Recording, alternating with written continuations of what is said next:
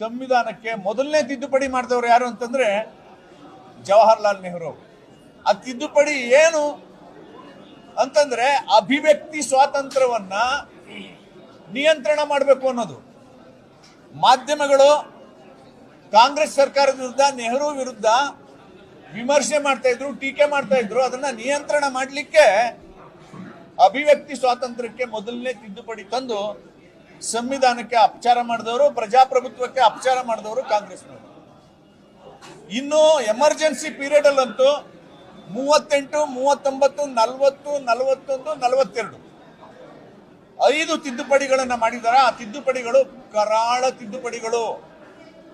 ಎಂತ ಕರಾಳ ತಿದ್ದುಪಡಿಗಳು ಅಂದ್ರೆ ವ್ಯಕ್ತಿ ಸ್ವಾತಂತ್ರ್ಯವನ್ನ ಹರಣ ಮಾಡಿದೆ, ಜೀವಿಸುವ ಸ್ವಾತಂತ್ರ್ಯ, ರೈಟ್ ಟು ಲೈಫ್ ಅದನ್ನ ಹರಣ ಮಾಡಿದೆ, ಅಭಿವ್ಯಕ್ತಿ ಸ್ವಾತಂತ್ರ್ಯವನ್ನ ಹರಣ ಮಾಡಿದೆ. ಪೊಲಿಟಿಕಲ್ ಎಕ್ಸಿಕ್ಯೂಟಿವ್ ನ್ಯಾಯಾಲಯವನ್ನ ನಿಯಂತ್ರಣ ಮಾಡುವಂತ ತಿದ್ದುಪಡಿ ಮಾಡಿದ್ದಾರೆ. ಪ್ರಧಾನಮಂತ್ರಿಗಳನ್ನ ನ್ಯಾಯಾಲಯ ಪ್ರಶ್ನೆ ಮಾಡೋಂಗೇ ಇಲ್ಲ ಅನ್ನೋ ತಿದ್ದುಪಡಿಗಳನ್ನ ಮಾಡಿ ಪ್ರಜಾಪ್ರಭುತ್ವಕ್ಕೆ ಅವಮಾನ ಮಾಡಿದ್ದಾರೆ.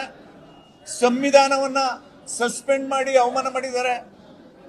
ಅಭಿವ್ಯಕ್ತಿ ಸ್ವಾತಂತ್ರ್ಯವನ್ನ ಹರಣ ಮಾಡಿದ್ದಾರೆ. 21 ತಿಂಗಳುಗಳ ಕಾಲ ಸಂವಿಧಾನವನ್ನೇ ಸಸ್ಪೆಂಡ್ ಮಾಡಿದ್ದಂತ ಕಾಂಗ್ರೆಸ್ ಇವತ್ತು ಪ್ರಜಾಪ್ರಭುತ್ವದ ಬಗ್ಗೆ, ಸಂವಿಧಾನದ ಬಗ್ಗೆ ಮಾತಾಡ್ತಾ ಇದ್ದಾರೆ.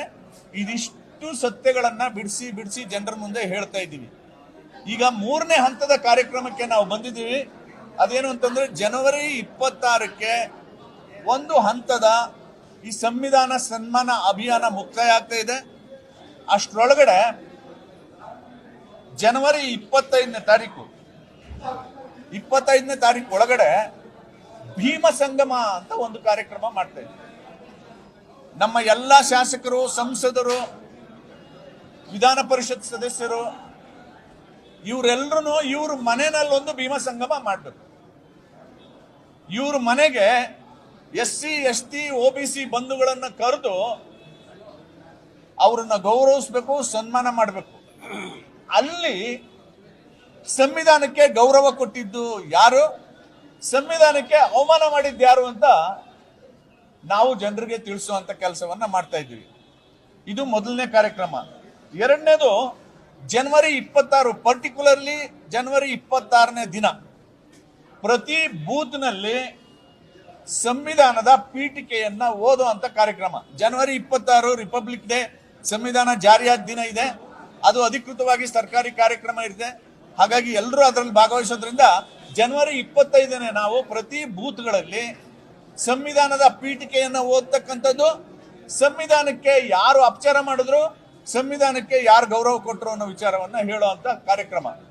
ಇನ್ನು 25ನೇ ತಾರೀಕು ಒಳಗಡೆ ಎಲ್ಲೆಲ್ಲಿ ಪ್ರತಿ ವಿಧಾನಸಭಾ ಕ್ಷೇತ್ರದಲ್ಲಿ ಸಾಧ್ಯವಾದ್ರೆ ಪ್ರತಿ ವಿಧಾನಸಭಾ ಕ್ಷೇತ್ರದಲ್ಲಿ, ಮಂಡಲ ಹಂತದಲ್ಲಿ ಸಾಧ್ಯವಾದ್ರೆ ಮಂಡಲ ಹಂತದಲ್ಲಿ, ಆಯಾ ವಿಧಾನಸಭಾ ಕ್ಷೇತ್ರದ ಶಾಸಕರು, ಸಂಸದರುಗಳು, ಮಾಜಿ ಶಾಸಕರುಗಳು, ಮಾಜಿ ಸಂಸದರುಗಳು, ವಿಧಾನ ಪರಿಷತ್ ಸದಸ್ಯರುಗಳು ಒಂದು ಬಹಿರಂಗ ಸಮ್ಮೇಳನವನ್ನ ಮಾಡಬೇಕು.